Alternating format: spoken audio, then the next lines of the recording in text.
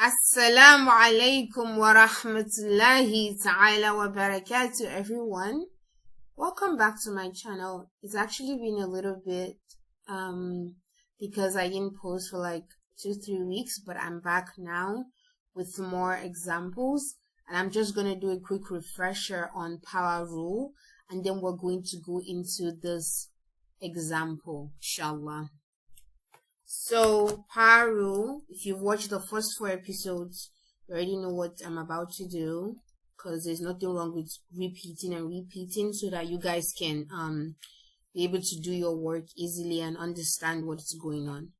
So, for power rule, these are like the 3 main things you need to know. So, power rule in full for differentiation. So you use power rule. This is what like the power rule generally looks like. You have the derivative of a variable raised to a power. In this case, the power is n and the variable is x. The derivative of that, so d of dx of this particular function, a function with a variable that has a power, is basically bringing down the power. So n is going to be brought down, x, and then decreasing the power by 1. So that will be n minus 1. Something simple. That's why, like, if you have x cubed, and you're supposed to differentiate with respect to x, you end up with bringing this down. So 3 would have to come down, then you have x, and then you have to decrease the power of 3 by 1. So that's 3 minus 1. So you end up with 3x squared. So this is just a quick refresher, same process. The second thing I talked to you guys about is the sum and difference rule for differentiation. And with time and with practice, these rules are not going to look like complicated in any way, shape, or form. I'm just repeating and repeating so that, like, as you guys go on to watch my videos on quotient rule, product rule, implicit differentiation, inshallah, all these other rules going forward, you would have just seen like the breakdown of power rules so many times that you're going to be able to just solve a question without like overthinking it, right? So in this case, it's just the differentiation of 2 functions that are either added together or subtracted from each other. So this plus or minus is not, I'm not saying that your answer is going to be, I'm not going to say that the function you're going to have is one function plus or minus another function, or one subfunction plus or minus another subfunction. That's not what I'm saying. What I'm saying is that you can either get 2 subfunctions added to each other or 2 subfunctions subtracted from each other. That's what you get. So here, basically, when you differentiate, you're going to do the derivative of dx of f of x, right? F of x plus derivative of dx of g of x. Like now I told you plus or minus is the same thing, or you can have it this way: the derivative of f of x, the first subfunction, minus the derivative of the second subfunction. So that's what this plus or minus that I am shading in red, that's what it represents. Either or, either plus or either minus. So don't think it's like one of those things whenever you're taking the square root of something and it's plus or minus that thing. No, that's not what it's saying here. It's just telling you it can be or not both. So here, or minus the derivative of g of x. So that's what that's saying. Then the third refresher, important for you to know, is this one here, which is d of dx, k of f of x, right? And whenever you have k here, or sometimes you can represent it as c f of x, they're trying to tell you that this c is a constant. So whenever you see a k, especially when it is told to you, just know that it's a constant. If you see c or k whenever you're dealing with differentiation, what you're saying that is a constant. So you have k multiplied by f of x. When you want to derive this, you can always just bring out the constant and then do the derivative of the function without the function being multiplied by the constant. So you bring out k, so k times the derivative of the function. You know, the initial function was the entire function is actually the constant multiplied by the function, but when you want to do the derivative, you can always bring out the constant and just focus on the part of the function that is not multiplied by the constant. So multiplied by d of f of x. So this is just a great refresher that I want you guys to have, or you guys to know. If you've been watching the first few videos, it's not a big deal for you guys. So the first few videos in this series, it's not gonna be a big deal for you guys. So yeah, now I'm going to give you a question that I've never introduced before, and this is the episode 6 and number 6 on the 6th question. So you have 5u plus 3 and u minus 2. If you are asked to use the power rule for this, what are you going to do? Literally, what are you going to do? Well, the first thing you have to think about is this. In order for you to have something to be power rule, you need to whenever you want to apply the power rule, you already know how power rule works, is for you to be focusing on the powers that the function has. So you have y of u equals f of u plus 3 plus 3 close bracket. That's funny, I almost forgot to close the bracket. Actually did forget. U minus 2, so open bracket u minus 2. So this is the entire function, right? And now you're asked to use the power rule. That means you're going to be focusing on the power, and because you have to focus on the power and the fact that the way the power rule works and the way you can apply it, you have to remember that the power rule is like, you can't, in order for you to use the power rule in a question like this, you cannot solve it this way, because there is these two functions, sub-functions in bracket are these two separate sub-functions, like the 5u plus 3. Let's imagine that that's one part of the function, and u minus 2 is another part of the function. They're multiplied by each other. They're not added to each other. So we need to put them in a situation where they are the what is between each term in a function is either a plus or a minus. So we have to expand, and the expansion can be done through something called the FOIL method. FOIL method. FOIL method is just the method in mathematics where it helps students to be able to know how to properly multiply and expand two different like quantities that are multiplied by each other, that have terms and also have like plus or minuses that in between them. So for example, now if you're supposed to do w plus x, right? I'm going to show you how to use the FOIL method somewhere else. W plus x, right? And then y plus z. So now the first thing you think about is what does the FOIL even mean? FOIL is trying to tell you that f here means firsts, okay?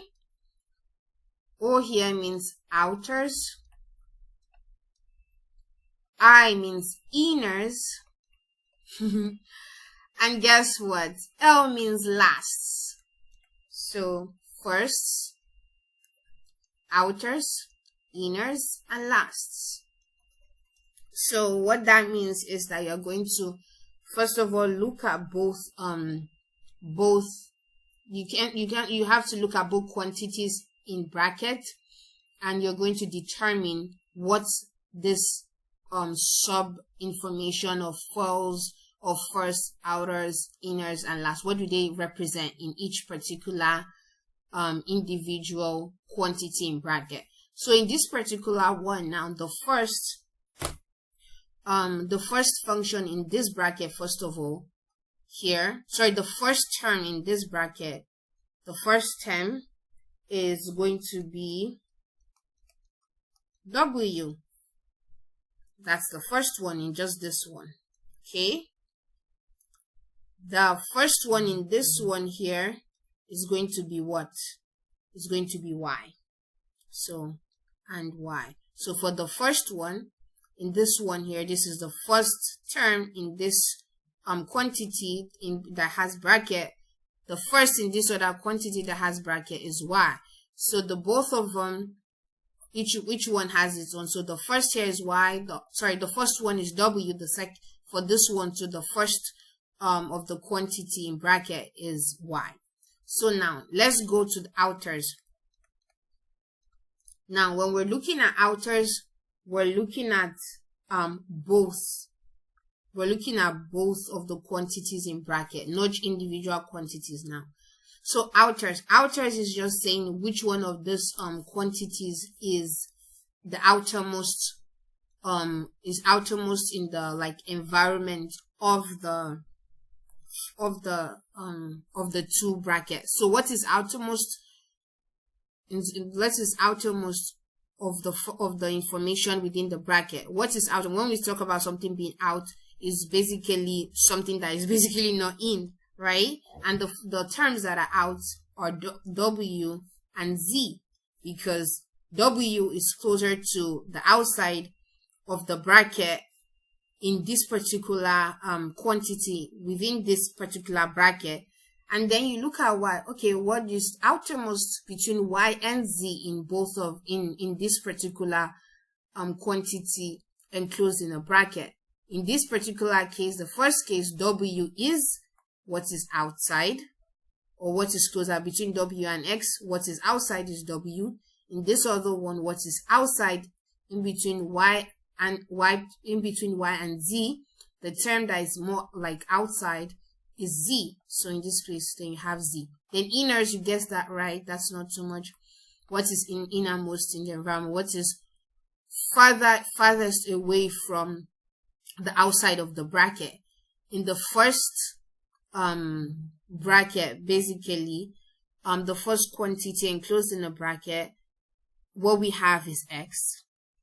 And then when we look at the second quantity with the arrow that I'm showing you here, enclosed in a bracket, what is innermost is y, because y is basically innermost. You know, it's closer to to the information in the bracket. So that would be y. Now, what is the last in this case? Last is, we have last to be what is basically last, or the last term within each bracket. And what is the last that we've seen? We see here that last for this particular quantity enclosed in the bracket is x, because x is the second, is basically the last quantity between w and x. And then between y and z, what is last? What is last is z. So you end up with x and z. So basically, when you have first, you already know that if you pick something to be first, right, you cannot pick that same thing to be last. Okay, so how we pick w to be first, as since it's the first term cannot be the last term if you have two quantities that are separated by plus or minus.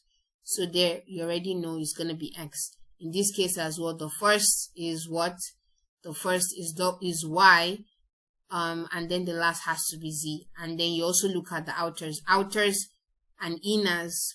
Outers cannot be inners and inners cannot be outers. So that's just what I wanted to explain. This is, I went that deeply for students who struggle with information like this.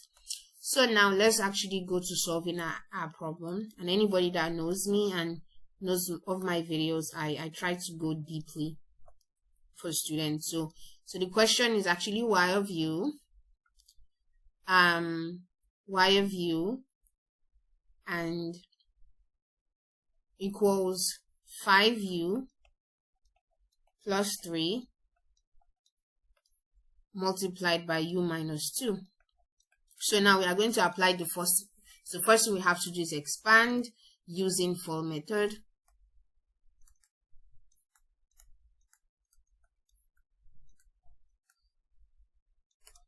Yay!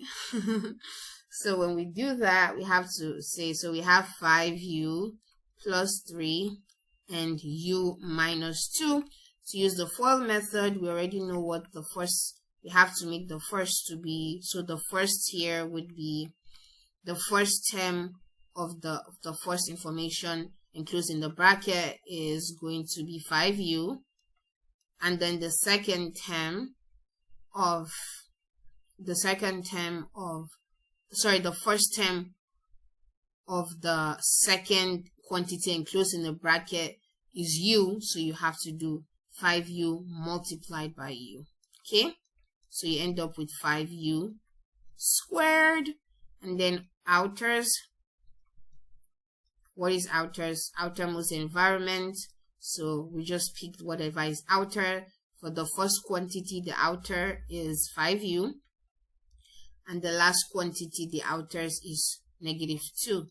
So we multiply them together, and then you have 5u multiplied by -2 is the same thing as -10u, right? Now we do inners. So inners can be outers and outers can be inners. So if you look at the first quantity, the inners is going to be what is not the outers.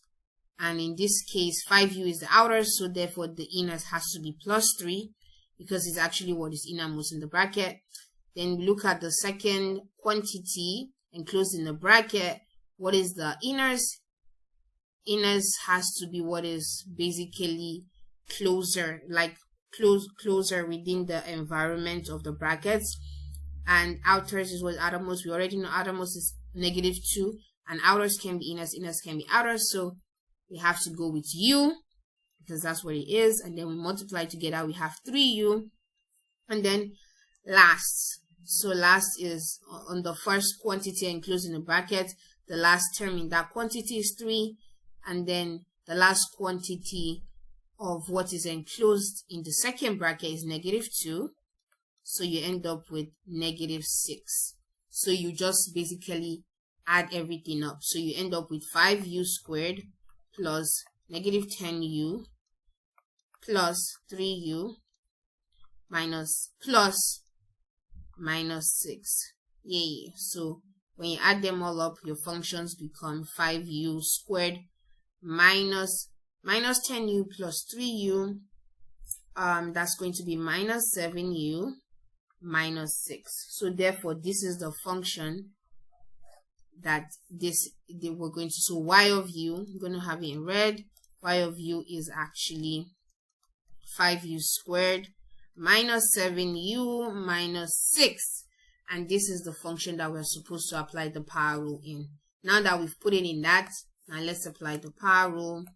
So that would be y of u equals 5u squared minus 7u,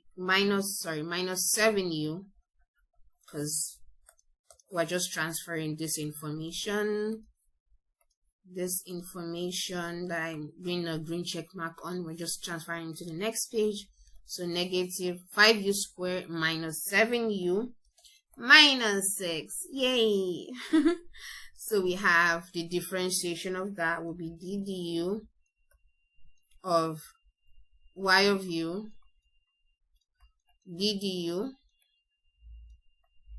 of 5u squared minus 7u minus 6. So when I do that, it becomes ddu of y of u. So now that we've done that, if we do the plus or minus sum and differentiation rule, like if you've been watching my previous 5 episodes, we're going to split the information and break it down. So now I'm going to differentiate each term. So I'm going to basically expand to differentiate. So ddu of 5u squared. So we're going to differentiate 5u squared minus ddu of 7u. And the reason why we're doing that, remember there's I'm putting a minus because that is what's in between 5u squared and 7u. So minus 7u minus, putting a minus here as well because it was in between 7u and 6. So here you end up with the differentiation of the constant 6. So ddu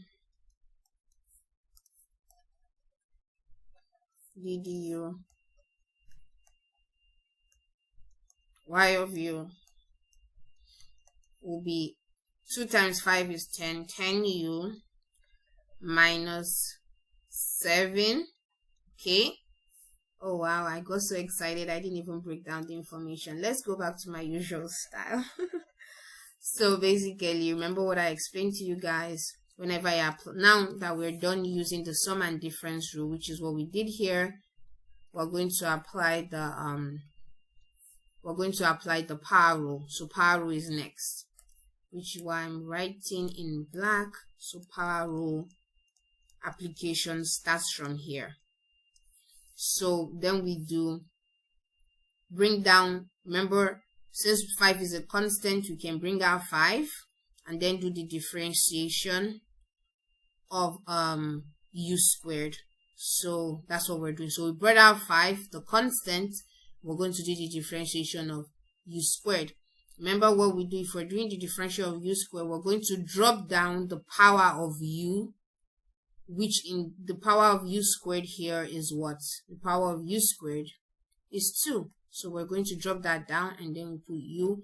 Then we're going to decrease that power by 1. So 2 minus 1.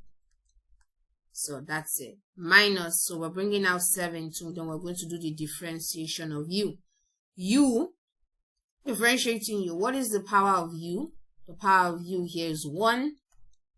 And when we decrease the power of 1 by 1, that's going to give us 0. So u equals 1 minus 1. 1 minus 1 is 0. And then what is the derivative of a constant? We know that is always going to give us 0. So here we multiply. We have 5 times 2 is what? Is 10. And 2 minus 1 is 1. So that will just be 10u minus 7 times 1 is 7. U raised to the power of 1 minus 1. So anything that is a variable or a constant raised to the power of 0 is always going to be. So you guys should please look at my green box here. Anything that is raised to the power of 0, anything, no matter what it is, a constant, a variable, if it is raised to the power of 0, that's going to give you 1. So u to the power of 0 is going to give you 1. A billion, with all 9 zeros that a billion has, if you raise that to a power of 0, you're going to get 1. If you raise 7 to the power of 0, you get 1. If you raise 2 over 5 to the power of 0, you get 1. If you raise 0.009 to the power of 0, you get 1. I just want to explain that. So that's what is going on. U, 1 minus 1, u to the power of 0. So that's just going to be like u multiplying by 1. So that would be negative 7 times 1. And 0, we don't have to write that down. So the power rule ends up being, after we apply the power rule, the differentiation ends up being this. So the answer is going to be ddu of u of y of u is going to give you 10u minus 7. That is the answer. That is literally the answer. Yay! So that's done for this video. I'm happy that I got to teach you guys this. May Allah subhanahu wa ta'ala accept it from me as an act of ibadah. Ameen ya Rab. And if you guys have any questions, please put it in the comment section. Tell me what you need help in more. Go on please make sure to hit the subscribe button. So subscribe and make sure you like this video. And make sure you click on the notification bell, because it's only when you click on that you're going to know of the new videos. My goal is to help students that struggle as well as students who want to review information to learn. I also, at the end of each series of videos, I'm very open to making videos for students who already have grasped the knowledge, but they just want more and more practice. So there'll be videos like that too, where it's just strictly practice. I would advise you to watch at least 4 or 5 videos from the series I've made before you watch and do practice videos, because that one would have less of in detail explanation. It's just for you guys to just, have that momentum going. So if you guys want to know, I have an Instagram for this channel, and it's called Muslima_tutoress. So make sure you also subscribe and also go on Instagram, IG, and then just follow this. And I make sure to post quizzes on that. So that's not much. That doesn't really have videos. It's just quizzes, and quizzes. That's it. So you guys have a good rest of your day. And if you have any questions, please put it in the comment section. If you have any suggestions, put it in the comment section. If you want me to be your personal tutor and private tutor, you can email me at shuhabeetutoring@gmail.com. Make sure you take care of yourself. Any other information that you need to know would be in the description box. Assalamu alaikum wa rahmatullahi wa barakatuh.